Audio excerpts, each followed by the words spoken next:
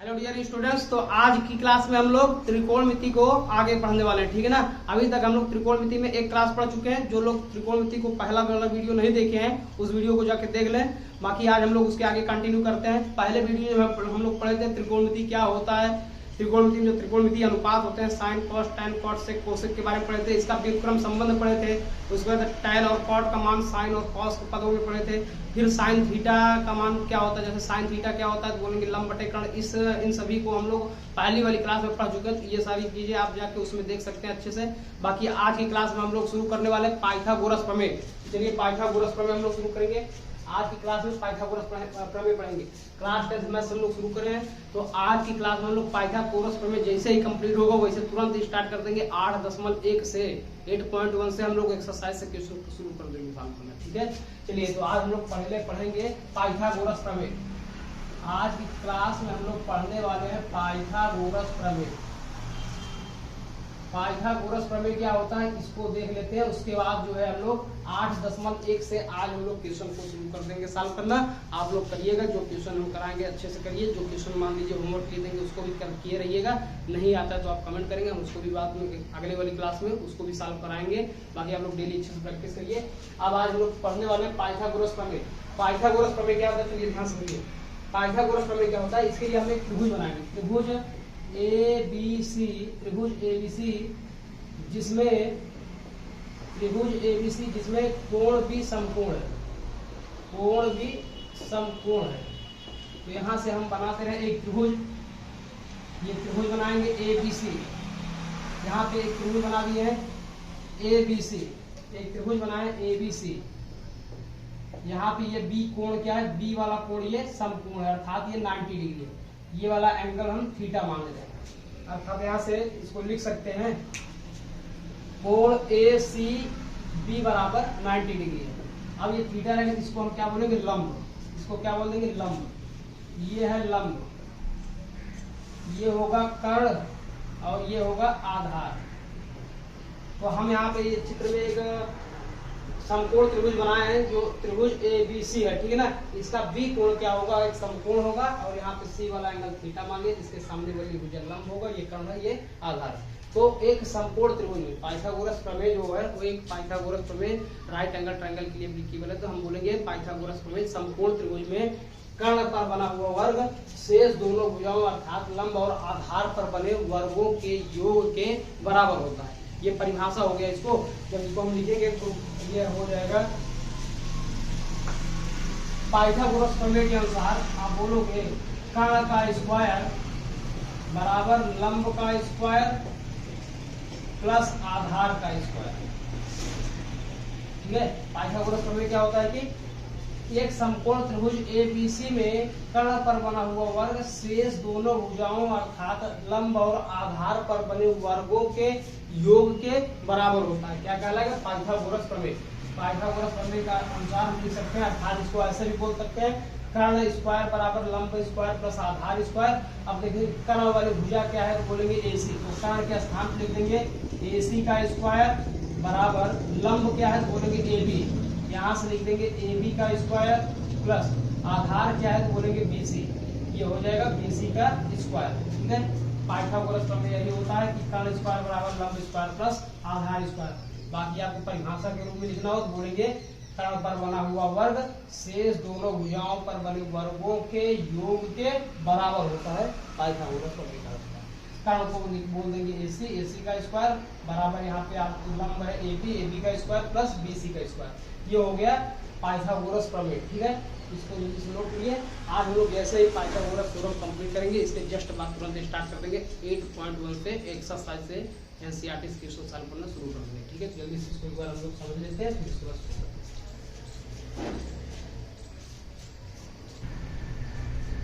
तो देखिए पाइथागोरस प्रमेय क्या होता है हम लोग समझ चुके हैं। पाइथागोरस प्रमेय क्या है कि एक हम समकोण त्रिभुज बनाएंगे, त्रिभुज ABC जिसमें कोण भी क्या होगा समकोण होगा और कोण ACB क्या होगा 90 डिग्री के बराबर होगा। तो यहाँ त्रिभुज ABC बनाए, ये वाला एंगल 90 डिग्री थीटा मानिए।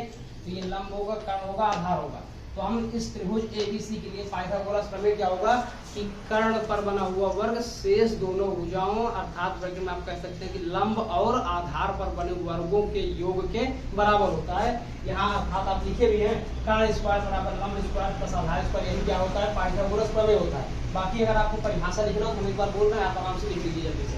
कर्ण पर बना हुआ वर्ग शेष दोनों भुजाओं अर्थात ब्रैकेट में आप लिख सकते हैं लंब कॉमा आधार, ब्रैकेट बंद कर दीजिए, पर बने वर्गों के योग के बराबर होता है, पाइथागोरस प्रमेय कहलाता है। अब आपको लिखना होगा अर्थात कर्ण स्क्वायर बराबर लंब स्क्वायर प्लस आधार स्क्वायर। इसके नीचे हम कर्ण को क्या बोल देंगे, ये AC है तो AC का स्क्वायर प्लस लंब AC का स्क्वायर प्लस BC का स्क्वायर। क्लियर है। अब हम क्या करेंगे, ध्यान से समझिएगा, ये जो AC स्क्वायर है ना, हम दोनों पक्षों में AC स्क्वायर से भाग देंगे। ऐसा क्यों कर रहे हैं तो अभी आपको पता चल जाएगा, लास्ट में इसका रिजल्ट आएगा। अभी हम क्या कर रहे हैं, दोनों पक्षों में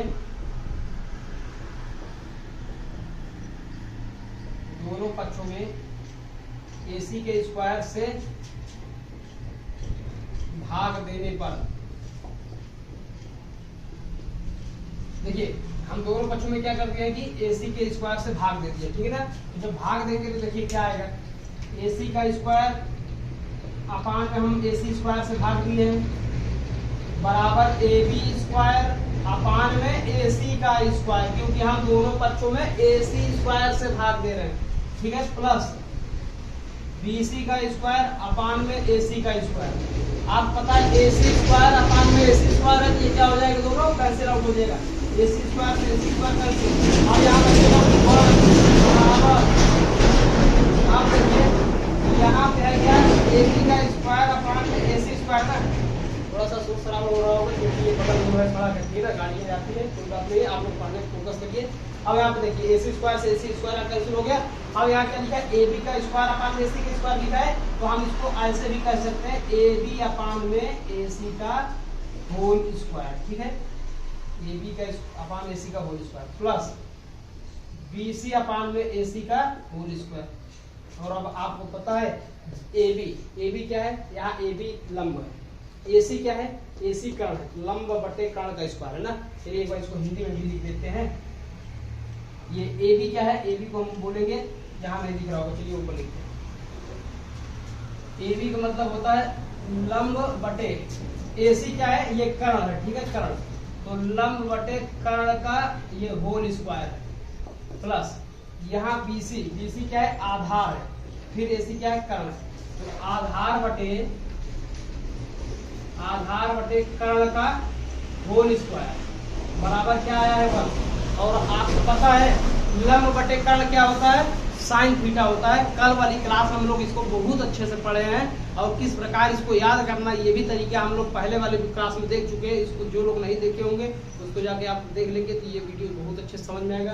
आप लोग कंटिन्यू 1 बाय 1 वीडियो देखते चलिए, हम सारे क्वेश्चन एक क्वेश्चन कराते चलेंगे NCERT से। क्लास मैथ्स जो भी चैप्टर पाएंगे एकदम अच्छे से पूरी एक तरफ सॉल्व करेंगे पूरा मैथ्स, ठीक है। तो चलिए अब यहाँ पे लंब बटे कर्ण के स्थान पर हम लिखेंगे साइन थीटा का स्क्वायर हो जाएगा साइन स्क्वायर थीटा। अब आधार बटे कर्ण क्या होता है, तो कॉस थीटा होता है। क्यों कॉस थीटा होता है, कैसे होता है, तो ये सारी चीजें हम लोग पहले वाली वीडियो में पढ़ चुके हैं। तो अब हम यहाँ से लिखेंगे लंब बटे कर्ण ये होता है साइन थीटा का स्क्वायर, इसलिए साइन स्क्वायर थीटा प्लस ये आधार बटे कर्ण होता है कॉस थीटा, ये स्क्वायर है तो हो जाएगा ये भी कॉस स्क्वायर थीटा बराबर क्या है 1। तो यहाँ से हम बोल सकते हैं कि sign square theta plus cos square theta बराबर 1। इसको अच्छे से याद रखेंगे, बहुत इंपॉर्टेंट है। और इसका प्रूफिंग क्या है, इस तरीके से आप कर सकते हैं। जरूरी नहीं है कि AC स्क्वायर बराबर AB square plus BC square ही लिखिए, आप क्या करिए कर्ण स्क्वायर से भी दोनों पक्षों में भाग दे दीजिए। AC का मतलब ही क्या है भैया, AC का मतलब है कर्ण, तो कर्ण स्क्वायर से दोनों पक्षों में भाग देंगे तो ये कर्ण स्क्वायर कैंसिल होगा, लंब बटे कर्ण आ जाएगा डायरेक्ट ही, प्लस आधार बटे कर्ण आ जाएगा बराबर 1 है। तो इसका होल स्क्वायर यहाँ पे sign square theta plus cos square theta बराबर 1। यहाँ से फार्मूला आ गया कि sign square theta plus cos square theta बराबर 1। यहाँ से हम पक्षांतर करके दो और फार्मूला निकाल सकते हैं। यदि बोला जाए साइन स्क्वायर थीटा क्या होगा, तो बोलेंगे 1 प्लस कॉस स्क्वायर थीटा बराबर किधर आएगा, तो ये हो जाएगा 1 माइनस कॉस स्क्वायर थीटा।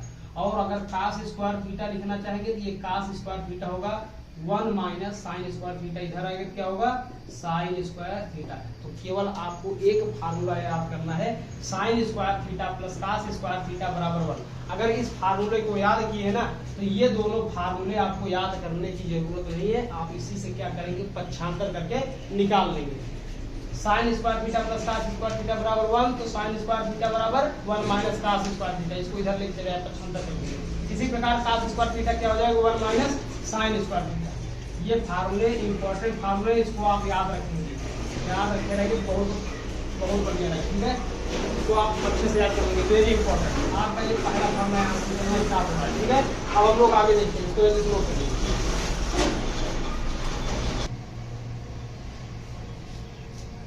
देखिए अभी हम क्या किए थे कि AC स्क्वायर से भाग दिए तो फार्मूला आया sine square theta plus cos square theta बराबर 1 आया। तो अब हम एक बार AC स्क्वायर से भाग दे दिए, अब इसी प्रकार AB स्क्वायर से एक बार भाग देंगे तो एक बार BC स्क्वायर से भाग देंगे, तीन अलग अलग फार्मूले आएंगे।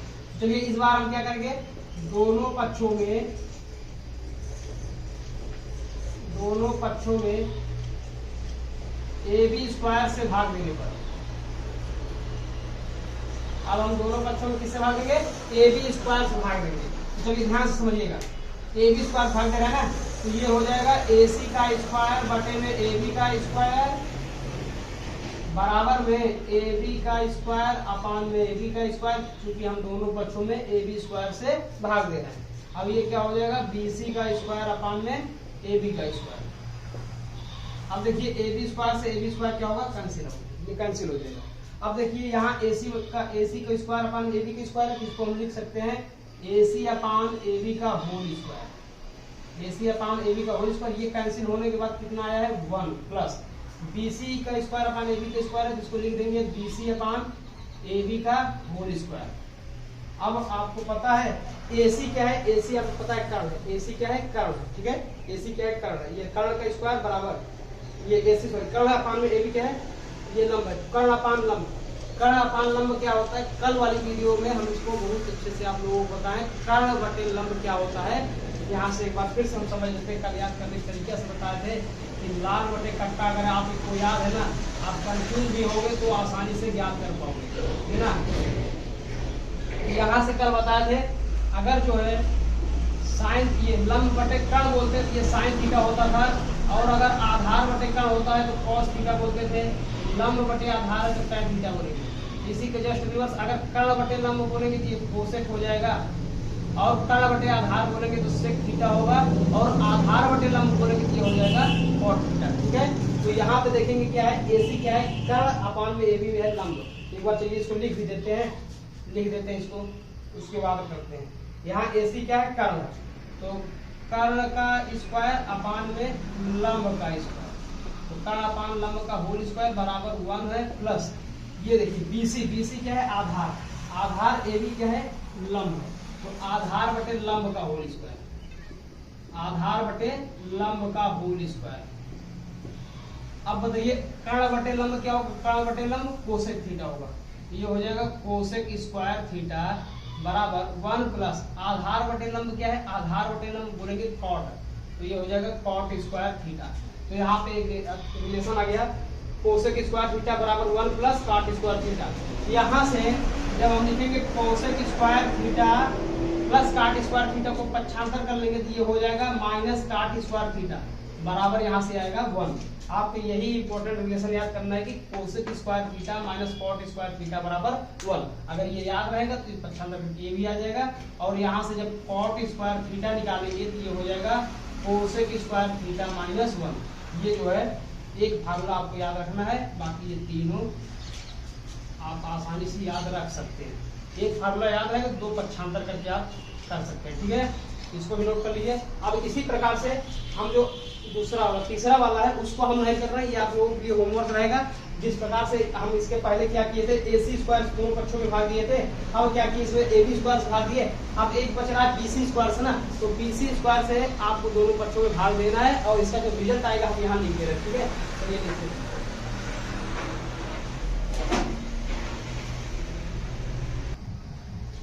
ठीक है, इसको मिटा दे रहे हैं। उसके बाद हम लोग तीसरा वाला रिलेशन लिखते हैं। देखिए जब जो है हम एक बार AC स्क्वायर से दोनों पक्षों में भाग दिए थे, अब एक बार AB स्क्वायर से भाग दिए, एक बार BC स्क्वायर से जब आप लोग दोनों पक्षों में भाग देंगे ना तो इसका रिलेशन आएगा, ये निकल के आएगा sec square theta minus tan square theta बराबर 1 आएगा। ठीक है, यहाँ sec square theta minus tan square theta बराबर 1 आएगा, तो यहाँ से आप निकाल सकते हो सेक स्क्वायर थीटा बराबर 1 प्लस tan स्क्वायर थीटा, और tan स्क्वायर थीटा यहाँ से आ जाएगा सेक स्क्वायर थीटा माइनस 1। इसको पक्षांतर करके निकाल लेंगे। ठीक है, ये पक्षांतर करके निकाल लेंगे, ये जो है तीसरा जो है रिलेशन होगा। ठीक है, पहले वाले में हम लोग लिखे थे sine square theta plus cos square theta बराबर 1। चलिए एक बार पूरा एक जगह लिख देते हैं। आपको किस तरीके से करना है, जो पाइथागोरस प्रमेय होता है अर्थात जो कर्ण स्क्वायर बराबर लंब स्क्वायर प्लस आधार स्क्वायर होता है, तो जब एक बार आप कर्ण स्क्वायर से भाग देंगे तो फार्मूला बनेगा, जब कर्ण स्क्वायर से दोनों पक्षों में भाग देंगे तो ये फार्मूला बनेगा sine square theta plus cos square theta बराबर 1। उस यहाँ से पक्षांतर करेंगे तो साइन स्क्वायर थीटा बराबर आ जाएगा 1 माइनस कास स्क्वायर थीटा, और जब कास स्क्वायर थीटा बराबर लिखेंगे तो ये होगा 1 माइनस साइन स्क्वायर थीटा। जब जो है कर्ण स्क्वायर से दोनों पक्षों में भाग देंगे तो ये वाला रिलेशन बनेगा, और जब यहाँ पे लंब से दोनों पक्षों में भाग दिए तो बनेगा cosec square theta minus cot square theta बराबर ये वाला रिलेशन बनेगा, और जब दोनों पक्षों कर्ण से भागेंगे ये वाला आएगा, और दोनों पक्षों में हम जो है आधार से जब भाग देंगे, जो कि हम अभी नहीं किए, इसको आप अपना जो है करिएगा, होमवर्क के रूप में छोड़े हैं, आप अपने सॉल्व करिएगा, आएगा यही आएगा sec square theta minus tan square theta बराबर 1। तो सेक स्क्वायर थीटा बराबर यहाँ से हो जाएगा 1 प्लस tan स्क्वायर थीटा, और tan स्क्वायर थीटा बराबर होगा सेक स्क्वायर थीटा माइनस 1। तो इसको अच्छे से लिख लीजिए। अब हम लोग जो है जो भी और कॉन्सेप्ट है फार्मूला है उनको ना पढ़ के अभी हम लोग पहले 8.1 से एक्सरसाइज के क्वेश्चन को सॉल्व करते हैं, कि 8.1 में जो भी कॉन्सेप्ट यूज होगा उसको हम लोग पढ़ चुके हैं।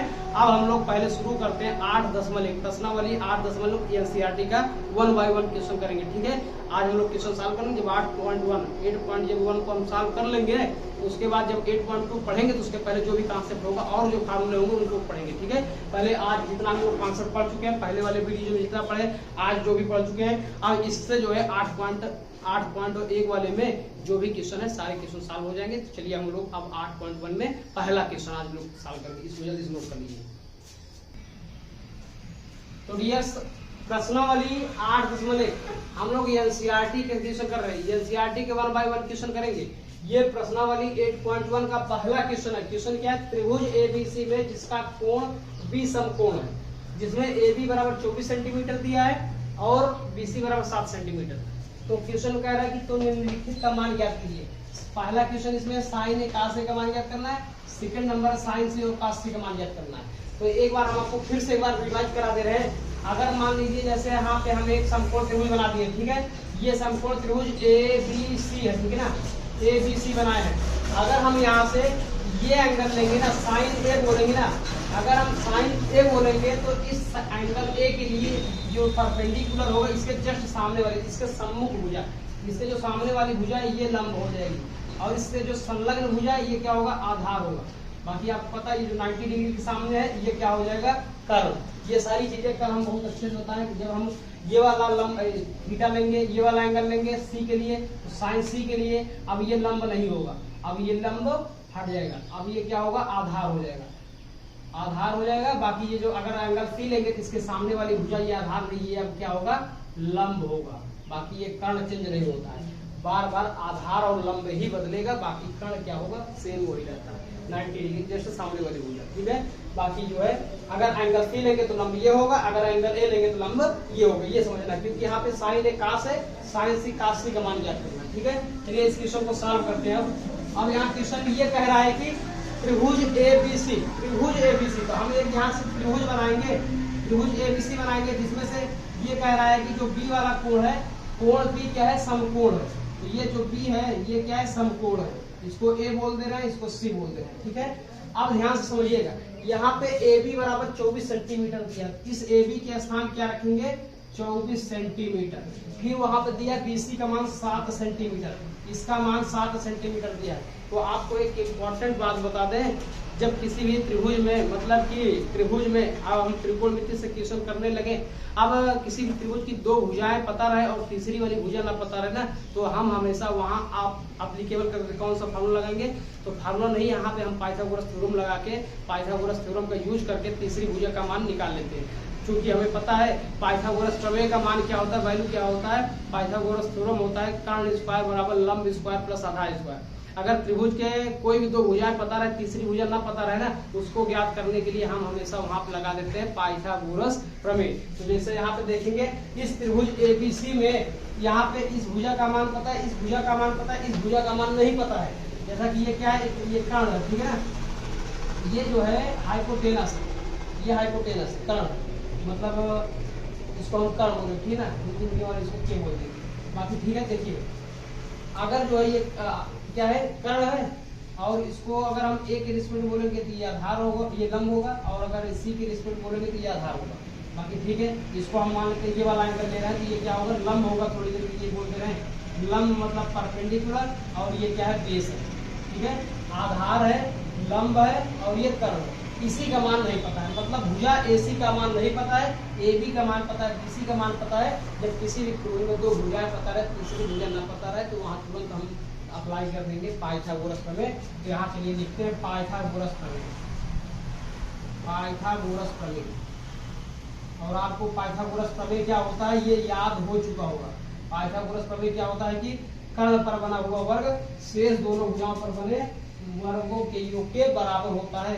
अर्थात हम यहाँ से कह सकते हैं कि जो AC स्क्वायर होगा, AC स्क्वायर बराबर AB का स्क्वायर होगा प्लस में BC का स्क्वायर, ठीक है, BC का स्क्वायर। यहाँ से हम किसका मान निकालना है, हमें AC का मान निकालना है। तो ध्यान से समझिएगा, AC का मान तो पता ही नहीं, यही AC ज्ञात करना है। बाकी AB का मान कितना दिया है, 24 दिया है, तो 24 का स्क्वायर करेंगे प्लस BC का मान क्या दिया है, तो 7, यहाँ 7 का स्क्वायर कर देंगे। अब इसको जब सॉल्व करेंगे तो ये हो जाएगा AC का स्क्वायर बराबर 24 का स्क्वायर करेंगे तो ये आएगा 576 प्लस 7 का स्क्वायर करेंगे तो ये हो जाएगा 49, ठीक है। अब इसको ऐड करते हैं, चलिए ऊपर लिखते हैं, ना दिखाई दे रहा होगा, यहाँ देखते हैं। AC का स्क्वायर क्या होगा कि इसको जब ऐड करेंगे ना, 9 6 15 की 5 हासिल है। अब यहाँ से 7 4 11 1 12, फिर यहाँ क्या है, एक हासिल बचा है, 5 1 6, ये आ जाएगा AC का स्क्वायर बराबर 625। तो AC बराबर लिखेंगे तो ये अंडर रूट 625 हो जाएगा, जिसका मान हम यहाँ पे बोल देंगे 25 सेंटीमीटर, ठीक है। ये अंडर रूट 625 क्या होता है, 25 होता है। इसका मतलब हमें पता चल गया है कि जो AC होगा, भुजा AC का मान आ चुका है 25 सेंटीमीटर। अब आपको हम बता दें, किसी भी मतलब जैसे कि त्रिभुज में तीनों भुजाओं का मान पता रहे, उसके बाद त्रिभुज के मान लीजिए त्रिभुज है, यहाँ तीनों मान पता हो चुका, 2 मान पता था, तीसरा मान नहीं पता, तो हम पाइथागोरस प्रमेय लगा के यहाँ से तीसरी वाली भुजा अर्थात कर्ण का मान अर्थात AC का मान हम ज्ञात कर चुके हैं। अब त्रिभुज के तीनों भुजाओं का मान पता है ना, इसके बाद त्रिकोणमिति अनुपात का कोई भी मान पूछे अब हम बता सकते हैं, ठीक है। चलिए देखिए क्वेश्चन क्या पूछा, उसको सॉल्व करते हैं। चलिए पहला नंबर क्वेश्चन है कि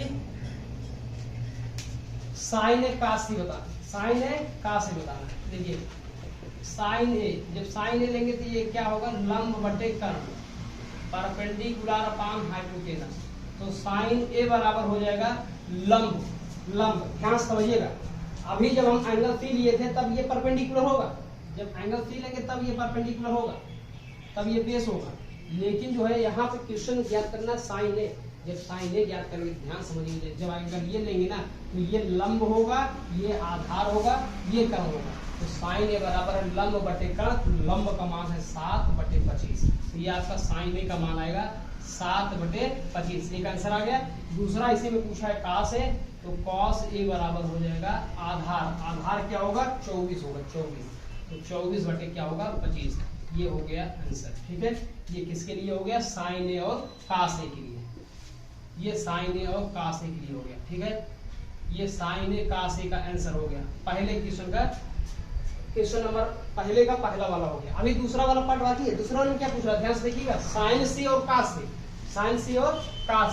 ध्यान समझिएगा। जब हम साइन सी लेंगे ना, ध्यान से देखिए, साइन सी जब लेंगे तब भी ये क्या होगा, फार्मूला यही होगा, लंब बटे कर्ण होगा। लेकिन ये लंब का मान अब यहाँ 7 नहीं होगा। अब लंब क्या होगा, ध्यान से समझिएगा। जब हम साइन सी लेंगे ना, जब एंगल सी लेंगे तब सी के सामने वाली भुजा लंब होगी, तो लंब यहाँ पे अब बदल जाएगा। ठीक है, ए के लिए लंब काम कर रहा था बीसी अर्थात 7 सेंटीमीटर, लेकिन अब सी वाले के लिए जो लंब हो जाएगा ये होगा ए बी, और ए बी का मान कितना दिया है अर्थात लंब का मान क्या है 24 होगा।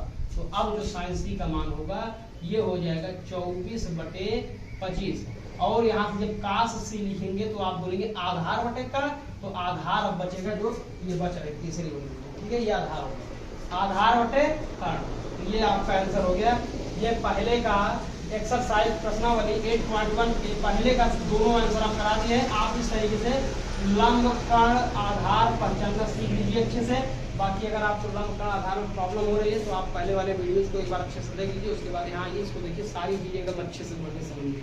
और हम आपको 1.1 सारे क्वेश्चन एक्सरसाइज की क्लास 10 क्लास का सॉल्व कराएंगे। आप लगातार इसको देखिए, कोई भी प्रॉब्लम होगा आप कमेंट करिए, जो भी प्रॉब्लम आपको होती है आप कमेंट करेंगे, फिर हम अगले वाले वीडियोज में जो भी आपकी प्रॉब्लम रहेगी उसको हम क्लियर करेंगे। ठीक है, बाकी इसको लिख लीजिए।